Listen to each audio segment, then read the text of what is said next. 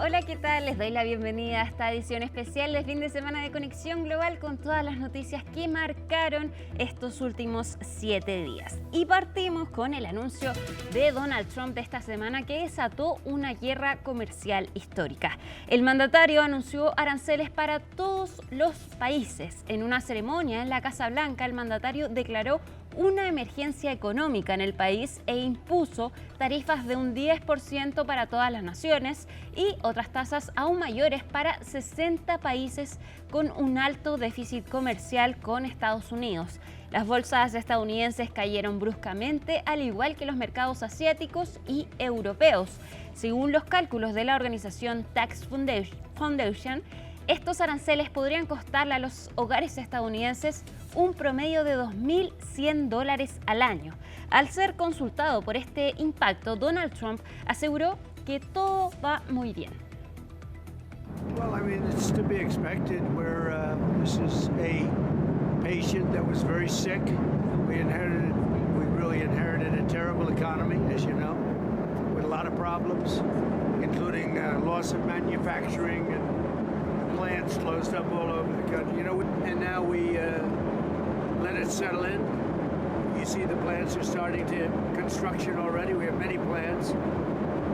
Indiana, a massive auto plant, the Honda, and we have so many plants, and they'll be under construction. And as they start to build, you're going to see a lot of construction jobs, and you're going to see a lot of jobs. Desde la administración de Trump aseguran que el objetivo es fortalecer la manufactura nacional y que ya no hay espacio para la negociación. El secretario del Tesoro incluso pidió al resto de los países no responder con aranceles.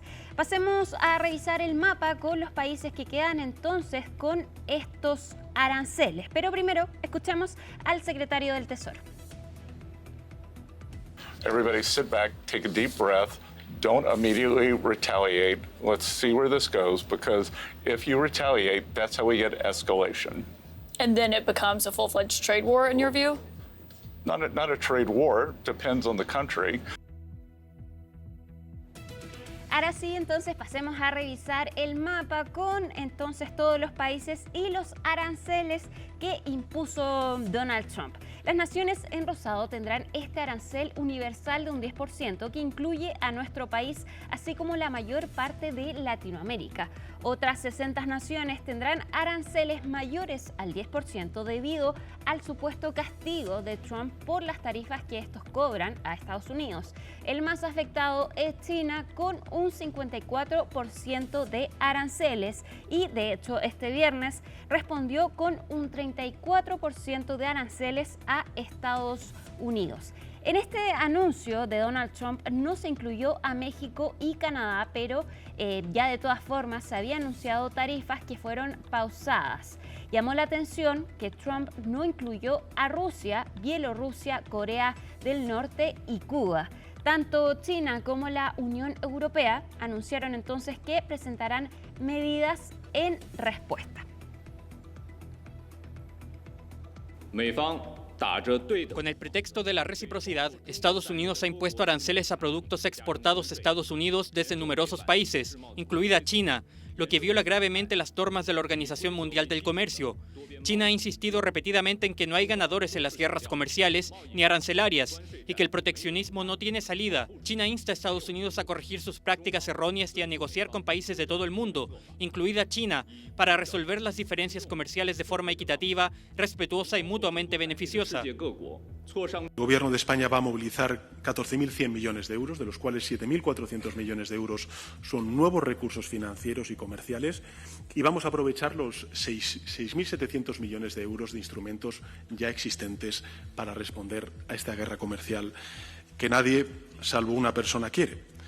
Lo haremos desde hoy mismo y lo vamos a hacer de forma preventiva, para proteger a nuestras empresas y trabajadores, para dar certidumbre entre tanta incertidumbre y también para anticipar los impactos arancelarios que, por desgracia, ya dominan el horizonte. Estos aranceles también afectaron a territorios remotos como esta isla australiana de Heard, que está mayormente cubierta de hielo y solo está habitada por pingüinos, lo que generó una ola de críticas y también memes en redes sociales por los aranceles que se le impusieron a esta isla donde básicamente no hay humanos y solo pingüinos como vemos en las imágenes. Y esta semana el presidente Donald Trump no descartó buscar un método para poder realizar un tercer mandato presidencial, algo que está prohibido en la Constitución estadounidense. Esta es la respuesta del mandatario a la pregunta de un periodista sobre presentarse a un tercer mandato contra, ojo, el expresidente Barack Obama. If you were allowed, for some reason, to run for a third term, is there a thought that the Democrats could try to run Barack Obama against you? I'd love For that. his third term? Boy, I'd love that. That would be a good one. I'd like that. No, people are asking me to run, and there's a whole story about running for a third term. I don't know. I never looked into it. They do say there's a way you can do it, but I don't know about that. But I have not looked into it. I want to do a fantastic job. We have 4 years, just about, almost close to 4 years. Time is flying, but it's still close to 4 years, and we're getting a lot of credit for having done a great job in the first almost 100 days. Randy Kay, de CNN, habló con votantes de Virginia Occidental, algunos de ellos ex partidarios del presidente Donald Trump, quienes se arrepienten de su voto después de perder sus empleos debido a los recortes del Departamento de Eficiencia Gubernamental. Entre quienes hablan está una empleada federal quien se considera una ex adicta a MAGA, en referencia al movimiento de Trump Make America Great Again. This flag used to hang there. This was the flag Jennifer Piggott proudly hung outside her home during campaign 2024. We had the flag. I had the shirt. I was a MAGA junkie. A MAGA junkie who thought her government job would be safe with Donald Trump in office. She was wrong. I cried. It's scary, you know? It's a really scary thing, and I was embarrassed. He's a good boy. Piggott was abruptly fired last month from the Treasury Department's Bureau of Fiscal Service, based here in Parkersburg, West Virginia. The reason given for the firings of 125 probationary employees at the Bureau? Poor performance. I had my last review on the 31st of January, and I had the highest rating that you can get on a review, less than 21 days before I was terminated for my performance. You voted for Donald Trump. I did. Do you regret that vote? Yes, I do. To cut the knees out of the working class Americans just doesn't make sense to me. I expected more from President Donald Trump. Since speaking out, Piggott says she's received death threats and her home has been egged. This woman asked us not to show her face for fear of retribution. She recently retired from the Bureau of Fiscal Service because she was afraid of losing her health insurance if she was fired. She also voted for Trump. Would you still have supported him? I'm not sure that I would have. The way that it's been done, I'm for balancing the budget, that type of thing, but not in this context. It's just not right. Earlier this month, a federal judge ordered half a dozen federal agencies to immediately offer thousands of probationary employees their jobs back. But this week, the Trump administration asked the Supreme Court to put that judge's ruling on hold and stop those employees from returning to work. Eric Engel is a representative for the National Treasury Employees Union. They are fully reinstated, all 125 of them. They are on paid admin leave. Now they're getting paid for not doing their job. So did the government really save any money here? Not at all, no. That's not, I personally don't believe that was ever the point, but they're not saving any money from these probationary and trial period employee firings. This has nothing to do with eliminating waste, fraud, and abuse. The Bureau of Fiscal Service employs more than 2,000 people here in Parkersburg. People we spoke with told us it's considered the place to work. Jobs at the Bureau are hard to come by, and people have always believed it was one of the most stable employers. Rhonda Bragg is another probationary employee who was fired from the Bureau. She didn't vote for Trump because she feared something like this might happen. A lot of people who voted for Donald Trump lost their jobs now. What do you think about that? What do you want to say to them? You know, at first I wanted to say when all this happens, you deserved it. At the same time, they're in the same spot that I am. And I honestly don't think any of us deserved it. It's not even $50,000 a year. You know, it's not that much money. I'm blue collar just like the rest of them in this valley. In a statement regarding the reinstated employees, a spokesperson for the Treasury Department told us they are weighing how best to consider their performance, Treasury's operational needs, and the Trump administration's government-wide effort to increase efficiency. Baby. That's hardly any consolation to Jennifer Piggott and her family. If you could say anything to President Trump now, what would you say? I expected better from you. I really did. I expected that you would do what was right and cut waste and fraud and all of those things that you promised us before we elected you in office, but you're not doing that. You're creating a disaster, and I don't know what America is going to look like if this continues. Y Hungría se retirará de la Corte Penal Internacional, según confirmó el primer ministro Viktor Orbán. El anuncio ocurrió en medio de esta visita del primer ministro de Israel, Benjamín Netanyahu, a pesar de la orden de arresto en su contra por parte de esta corte. Según el organismo, hay motivos razonables para creer que Netanyahu tiene responsabilidad penal por crímenes de guerra tras los ataques a Gaza. Al ser parte del Estatuto de Roma, Hungría tiene la obligación de detener a Netanyahu. Sin embargo, Orbán desafió la decisión y no lo arrestó. Sumado a esto, anunció la salida del país de la CPI y con esto se convertirá en el único país de la Unión Europea que no forma parte de la Corte. Creemos que un Estado democrático y de derecho que se respete a sí mismo, como Hungría, no puede participar en un tribunal internacional que actúe con motivaciones políticas. Estoy convencido de que este importante foro judicial internacional ha sido controlado por medios políticos, con los que no podemos ni queremos involucrarnos en el futuro próximo.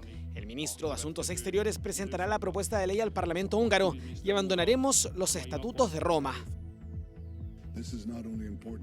Esto no solo es importante para nosotros, sino para todas las democracias. Es importante plantar cara a esta organización corrupta, que ha equiparado a una democracia que es un ejemplo a seguir, cuya existencia es cuestionada, con la potencia terrorista más atroz del planeta. La CPI dirige sus acciones contra nosotros y, por supuesto, no contra nuestros verdugos. Y cerca de la mitad de la población de Gaza tiene menos de 18 años. La educación es una bocanada de oxígeno para las personas en este enclave y una esperanza de tener un futuro mejor. Sin embargo, ahora deben enfrentarse a la realidad de un sistema educativo que está en ruinas. CNN habló con un grupo de niñas que jugaba entre los escombros cerca de una escuela para saber cómo se sienten. احنا بنات صدام حسين للأوائل عالصفين الصف. كل حاجة راحت، كيف بدنا ندرس؟ كيف بدنا نعيش؟ ما أكبر بدي أصير دكتورة أتعلم. كنت أقرب بمدارس، هلقيت الخيم بنقرب خيم وحتى الخيم مش مثل مفرات. وحبيت وروحت على الشمال، شفت الناس وشفت أهالينا وشفت كل ربعنا التاني. احنا بدنا حاجة نلعب فيها، احنا أطفال راحت حريتنا، حتى إن المدرسة بقيت أدرس فيها، بقت معي كتب دفاتر أكتب فيها، بس لقيت ما فيش لا حاجة. أنا نفسي أعيش نفسي أعيش زي ما بقيت قبل بقيت أدرس وألعب وأجري وعادي وما فيش خوف، بس هلقيت تأثرنا كتير وفي خوف كتير.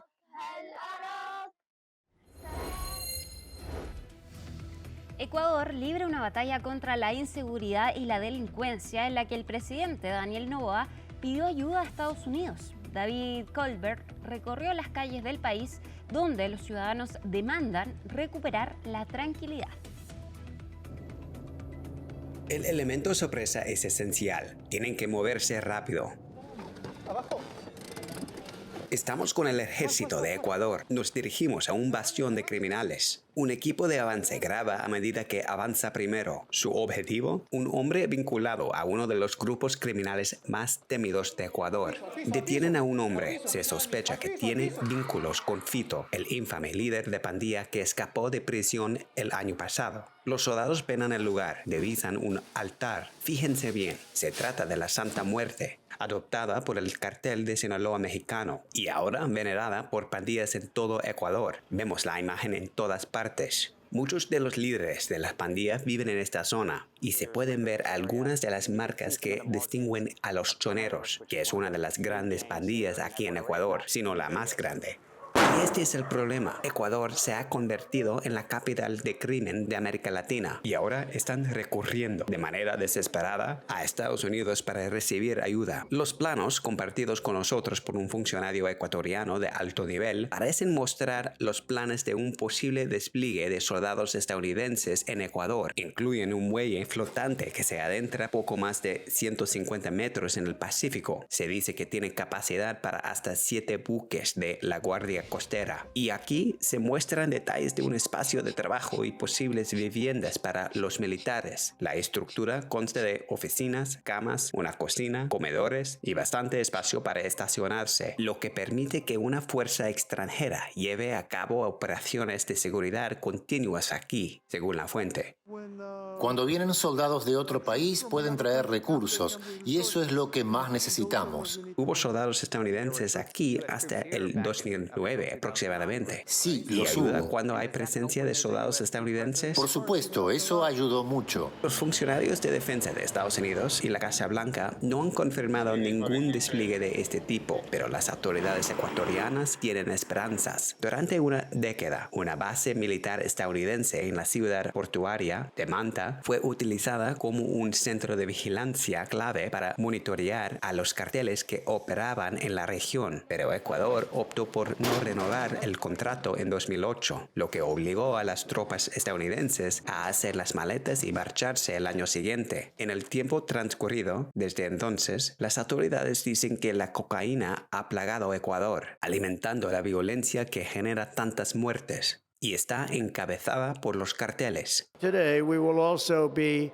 designating the cartels as foreign terrorist organizations. Sentados en primera fila durante la toma de posesión de Trump en enero, el presidente de Ecuador, Daniel Noboa, y su esposa aplaudieron, mientras que el presidente Trump prestaba juramento y prometía combatir el crimen organizado. En Ecuador, Noboa se encuentra en medio de una reñida segunda vuelta electoral, donde la seguridad es el problema de mayor prioridad. Pero para muchos es demasiado tarde. El dolor se extiende por la llamada Isla de Paz de América Latina. La violencia de las pandillas cobra vidas constantemente. Se ha vuelto tan común aquí y, sin embargo, los habitantes de la zona, como si no se lo pudieran creer, nos dicen una y otra vez: Ecuador nunca estuvo así. David Colbert, CNN. La decisión del gobierno de Estados Unidos de eliminar el estatus legal temporal a unos 500.000 inmigrantes de Venezuela, Cuba, Haití y Nicaragua tiene a muchas familias en la incertidumbre. Esta es la historia de José Fuentes, quien en 2024 se reencontró con los hijos que no veía desde hace 10 años gracias a un programa de parole humanitario otorgado por el gobierno de Joe Biden. Ana María Mejía nos cuenta más. Desde el primer momento que llegué aquí... Él es José Francisco Fuentes, venezolano de 74 años, divorciado. Su vida cambió en 2014 cuando vio partir a sus 4 hijos al exterior. Es algo que uno no puede describirlo porque se está desintegrando la familia por la que uno trabajó y la construyó con moral. Y verlos partir fue algo muy doloroso. Dice que la situación del país los obligó a abandonarlo todo y a tratar de empezar de cero. 2 de sus hijos se fueron a Perú, otro a España y otro a Estados Unidos. Pero él nunca perdió la esperanza de que las cosas en Venezuela mejoraran. Y yo quedé solo en Barquisimeto, quedé solo y esperando siempre que en algún momento llegaran nuevamente. Pero eso no pasó. Todo lo contrario, estando lejos, uno de sus hijos falleció por COVID-19. Yo nunca pensé llegar a esta edad y estar en esta situación, pues. Yo no trabajé para eso. Fueron 10 años alejado de su familia. Ni el dolor, ni la soledad, ni la difícil situación que él mismo estaba viviendo lo llevaron a pensar jamás en la posibilidad de cruzar la frontera de Estados Unidos sin permisos. Prefirió esperar pacientemente para reunirse con los suyos de manera legal. No, ilegal nunca. Nunca he pensado actuar ilegalmente. Sí tenía proyecto de viajar. Y el día llegó. José consiguió un patrocinio y fue beneficiado con el parol humanitario, un permiso legal otorgado bajo la administración Biden que le permitía vivir y trabajar temporalmente en Estados Unidos por 2 años. Lo estaba deseando de corazón. Cuando salió fue una gran alegría, pues. O sea que tenía vida para ver a mis hijos. La agricultura. Sin dudarlo, José Fuentes dejó lo poco que le quedaba atrás. Todo. Al decir todo, es que uno queda sin nada. Y en marzo de 2024 viajó a Miami. Empezó una nueva vida al lado de su hijo José Francisco y su familia. También pudo reencontrarse con sus otros hijos que viajaron a visitarlo. Pues son 10 años. O sea, perdí un gran tiempo de compartir con él. Este daño que tenemos nosotros es irrecuperable.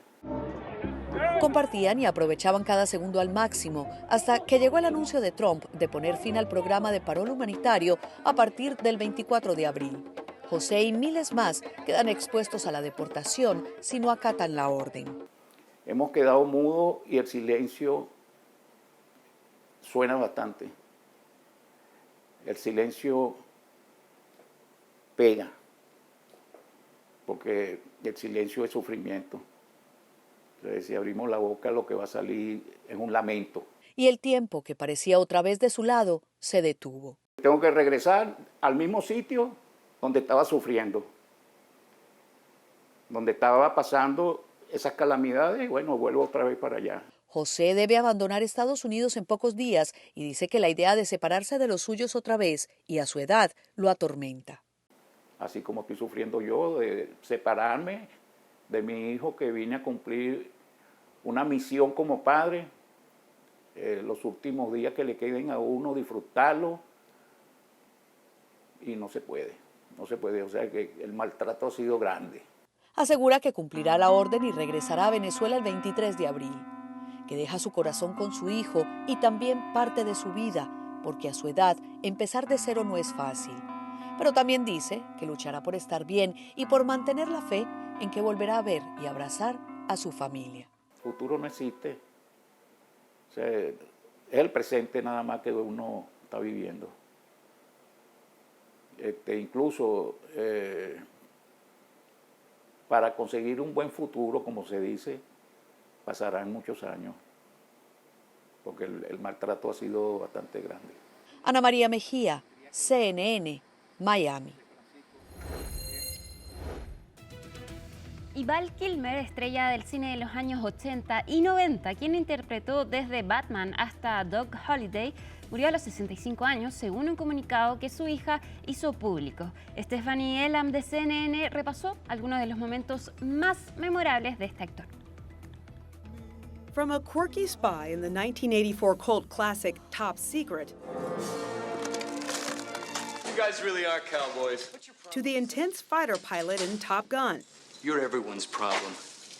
That's because every time you go up in the air, you're unsafe. Val Kilmer's film career took flight in the big 80s, but the slick performer trained at Juilliard honed his acting chops on the stage and saw his craft as a serious means of exploration. Have you ever turned down something you regretted? No, I don't really think that way. I just look forward.